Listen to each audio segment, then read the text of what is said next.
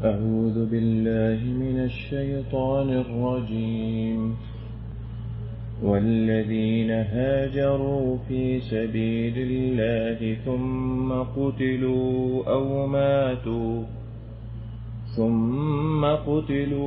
أو ماتوا ليرزقنهم الله رزقا حسنا وإن الله لهو خير الرازقين. بسم الله الرحمن الرحيم. الحمد لله رب العالمين، والصلاة والسلام على أشرف الأنبياء والمرسلين نبينا محمد وعلى آله وصحبه أجمعين. اللهم انفعنا بما علمتنا وعلمنا ما ينفعنا وزدنا علما وعملا وتوفيقا وسدادا برحمتك يا أرحم الراحمين. رب اشرح لي صدري ويسر لي أمري واحلل عقدة من لساني يفقهوا قولي. آج کا درس انشاءاللہ سورۃ الحج 58 نمبر آیت سے شروع کریں گے. اللہ تعالیٰ فرماتے ہیں والذین ہاجروا، اور وہ لوگ جنہوں نے ہجرت کی، فی سبیل اللہ، اللہ کی راہ میں، ثم قتلوا، اور پھر وہ مار دیے گئے، قتل کر دیے گئے، او ماتوا، یا طبیعی موت مرے،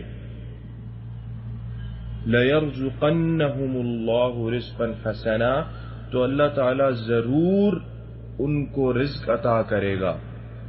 کیسا رزق عطا کرے گا؟ رزقا حسنا، وہ رزق جو بہت ہی بہترین ہوگا. وَإِنَّ اللَّهَ، اور بے شک اللہ تعالیٰ، لَهُوَ، بے شک وہی، خیر، بہترین، الرازقین، رزق دینے والا ہے، رزق دینے والوں میں سے ہے، بلکہ رزق دینے والا ہے کیونکہ وہی ایک ہے. اس آیت کا تعلق گزشتہ جو آیات ہیں انہی کے ساتھ ہے. پچھلی جو آیت ہے اس کے اندر اللہ تعالیٰ نے فرمایا والذین کفروا وکذبوا بآیاتنا فاولئک لهم عذاب مہین، وہ لوگ جنہوں نے کفر کیا اور ہماری آیات کو جھٹلایا ان کے لیے دردناک عذاب ہے، ان کے لیے بڑا عذاب ہے. اور اس سے پچھلی جو آیت ہے اس میں ایمان والوں کا اللہ تعالیٰ نے ذکر کیا. اللہ تعالیٰ نے کہا کہ فالذین آمنوا وعملوا الصالحات، وہ لوگ جو ایمان لائے اور نیک اعمال کیے ان کے لیے کیا ہے؟ ان کے لیے بہترین باغات ہیں. اب یہ جو آیت ہے اس کے اندر اللہ تعالیٰ نے ہجرت کرنے والوں کا ذکر کیا. پچھلی آیت کے اندر عمومی طور پہ اللہ تعالیٰ نے اہل ایمان کے بارے میں بیان کر دیا کہ اہل ایمان کے لیے وہ لوگ جو اللہ تعالیٰ کی وحدانیت کا اقرار کرتے ہیں، کیونکہ آیت جو شروع ہو رہی ہے وہ الملک یومئذ للہ،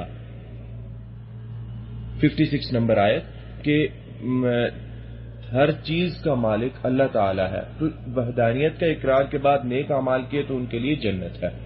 یہ تو آیت ہو گئی عام. اب جو آیت آج ہم پڑھ رہے ہیں والذین ہاجروا، وہ لوگ جنہوں نے ہجرت کی. اب یہ آیت خاص ہجرت کرنے والوں کے لیے ہے. اللہ تعالیٰ نے یہ آیت خاص کیوں کی؟ کیونکہ ہجرت کرنے والے جو تھے وہ بھی آمنو میں داخل تھے، تو ان کا ذکر خاص طور پہ کیوں کیا؟ ہجرت کرنے والوں کا، ایمان لانے والوں میں سے یہ بھی تھے اور ان کے علاوہ بھی تھے جنہوں نے ہجرت نہیں کی، تو ان کا ذکر خاص کس وجہ سے کیا گیا؟ ان کا ذکر اسی وجہ سے کیا، جیسے کہ ابن کثیر رحمہ اللہ فرماتے ہیں کہ اللہ تعالیٰ نے فضیلت بیان کرنی تھی.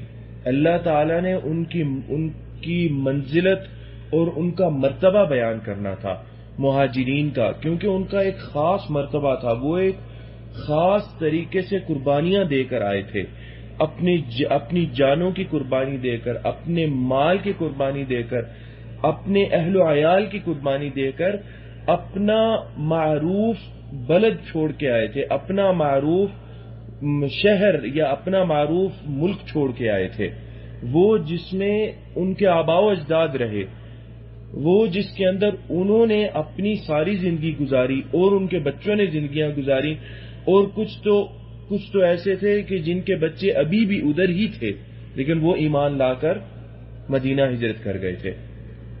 یہ چیزیں تھیں، یہ قربانیاں تھیں جن کی وجہ سے، جن کو اللہ تعالیٰ نے ایک طرح سے لوگوں کے سامنے واضح کیا کہ ہاں سنو، یہ ہے مہاجر، انہوں نے ہجرتیں کی، ان کی ایک خاص فضیلت ہے، ایک منزلت ہے، ایک مرتبہ ہے، اور اس مرتبے کو تم لوگوں کے سامنے بھی واضح کرنا ہے میں نے۔ جانو اس مرتبے کو، پہچانو اس کو۔ نبی اکرم صلی اللہ علیہ وسلم، ہجرت جو ہے اس کی ایک خاص منزلت اور مرتبت ہے، اور جس نے جتنی بار ہجرت کی اس کو اتنی بار ہجرت کا ثواب ملے گا، اجر ملے گا۔ جن لوگوں نے حبشہ کی طرف ہجرت کی اور پھر حبشہ سے انہوں نے جب یہ بات سنی کہ مسلمان مکہ سے ان کو اجازت مل گئی، نبی اکرم صلی اللہ علیہ وسلم کو اللہ تعالیٰ کی طرف سے اجازت ملی ہے کہ اب وہ ہجرت کریں، نبی اکرم صلی اللہ علیہ وسلم نے حکم دیا ہے اور آپ خود بھی ہجرت کر کے گئے ہیں، تب حبشہ سے مسلمان جو مکہ سے حبشہ کی طرف ہجرت کیے ہوئے تھے، وہ مسلمان حبشہ سے مدینہ کی طرف آ گئے۔ تو جن لوگوں نے 2 دفعہ ہجرت کی ان کے لیے دوہرا اجر ہے ہجرت کا، جنہوں نے 1 دفعہ کی ان کے لیے ایک دفعہ کا اجر ہے ہجرت کا۔ اور وہ اجر اللہ تعالیٰ نے ایکچولی اجر جو ہے وہ کافی ہے، لیکن یہاں پر ایک بہت عظیم چیز جس کا اللہ تعالیٰ نے ذکر کیا کہ یہ ایک اجر ان کی فضیلت میں سے ایک فضیلت ہے، ورنہ ان کی اور بھی فضائل ہیں، اور وہ فضیلت اتنی بڑی ہے کہ وہ اکیلی ہی اگر ہوتی تو وہی کافی تھی۔ اور وہ فضیلت کیا ہے؟ اللہ تعالیٰ نے کہا کہ جنہوں نے ہجرت کی فی سبیل اللہ تعالیٰ کی راہ میں، ثم قتلوا، پھر وہ مار دیے گئے، شہید کر دیے گئے، یعنی اس میں جیسے کہ جہاد کا حکم آیا تو جہاد میں اللہ تعالیٰ کی راہ میں شہید ہوئے، او یا ماتو، تبھی موت فوت ہوئے۔ اب فضیلت یہاں پر ہے ہجرت کرنے والوں کی، اور وہ فضیلت یہ ہے کہ شہید جو ہے اس کے بارے میں تو ویسے ہی آتا ہے کہ اللہ تعالیٰ نے اس کے لیے مغفرت رکھی، اور اللہ تعالیٰ نے ان کو یہ کہنے سے منع کیا کہ وَلَا تَقُولُوا لِمَنْ يُقْتَلُ فِي سَبِيلِ اللَّهِ أَمْوَاتًا، کہ جو لوگ شہید ہو گئے ہیں اللہ کی راہ میں، جن کو شہادت کا مرتبہ حاصل ہوا، جنہوں نے اپنی جانیں قربان کی ہیں، امواتا، ان کو میت نہ کہو، بل احیاء عند ربهم یرزقون، بلکہ اللہ تعالیٰ کے ہاں وہ زندہ ہیں، ان کو اللہ تعالیٰ رزق عطا کرتے ہیں۔ اس کی کیفیت کیا ہے وہ اللہ تعالیٰ کو پتا ہے، وہ اللہ تعالیٰ کے ہاں ہے اس کی کیفیت۔ لیکن اب ایک فضیلت شہادت کی ہے، شہادت کی فضیلت پھر یہ ہے کہ اللہ تعالیٰ نے گناہ بخش دینا، اس کے شہید کا ایک قطرہ جیسے ہی زمین پر گرے اللہ تعالیٰ اس کے تمام گناہ بخش دیتے ہیں۔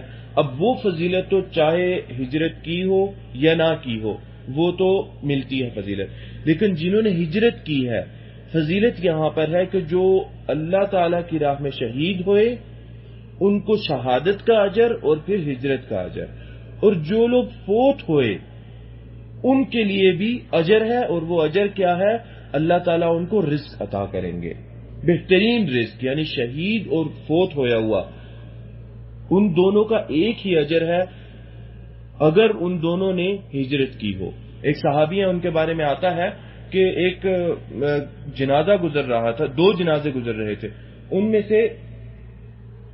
میں سے ایک جنازہ جو تھا وہ ایک جنازہ شہید کا تھا اور دوسرا جنازہ تبھی موت فوت ہوا تھا وہ شخص اس کا تھا۔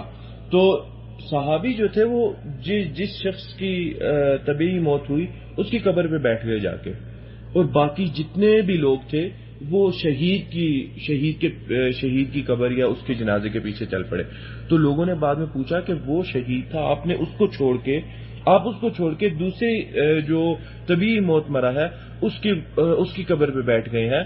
تو انہوں نے جواب دیا کہ انہوں نے ایکچولی پھر یہ آیت پڑھی، والذین ہاجروا، اور جن لوگوں نے ہجرت کی اللہ کی راہ میں، ثم قتلوا او ماتوا، چاہے وہ شہید ہو یا مر جائیں، ان کی منزلت اور ان کا مرتبہ اعلیٰ ہے اس سے جو صرف شہید ہے یا جو ویسے ہی طبیعی موت مرا۔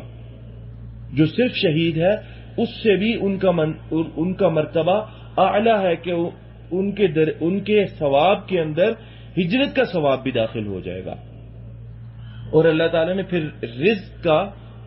رزق کی نعمت کا ذکر کیا، اور یہ ایک ایسی چیز ہے جس کے متعلق لوگ بہت زیادہ پریشان اور جد و جہد کرتے ہیں، پریشان رہتے ہیں اور جد و جہد کرتے ہیں اس زندگی کے اندر۔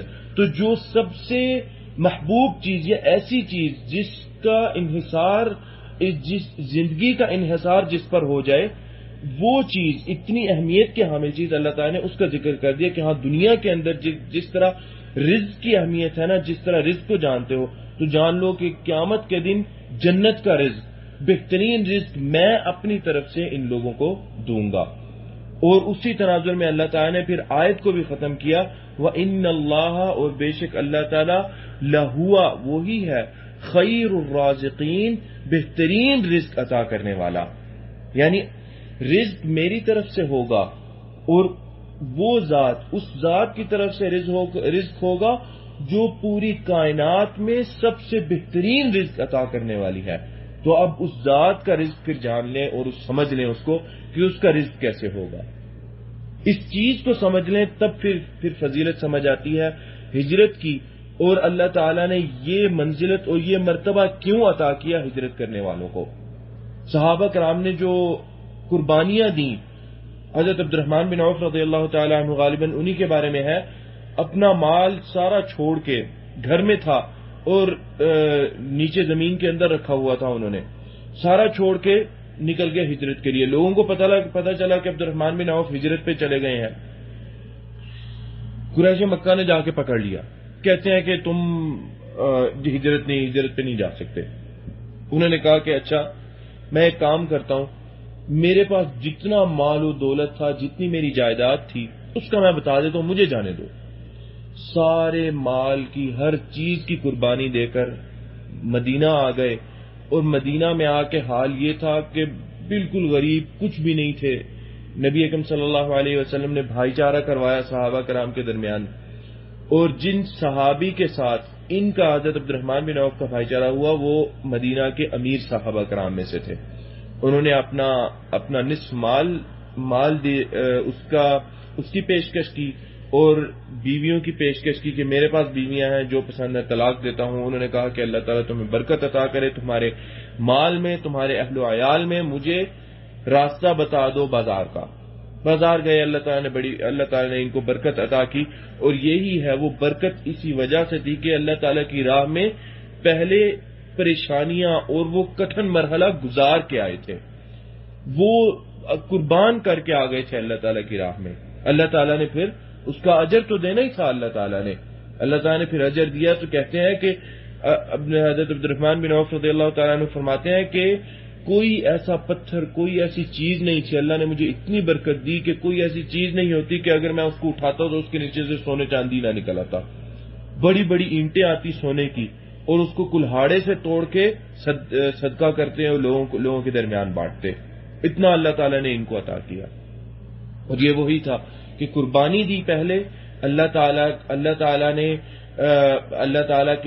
تعالیٰ کی راہ میں جو مشکلات تھیں ان کا سامنا کیا، اور پھر اس کے بعد اللہ تعالیٰ نے ان کو یہ منزلت اور ایک تو یہ مرتبہ اور یہ اجر اللہ تعالیٰ نے عطا کیا، اور اس کے بعد پھر اللہ تعالیٰ نے جو اس دنیا کے اندر جن خیر و برکات سے اللہ تعالیٰ نے نوازا وہ تو ایک الگ ہی تھی۔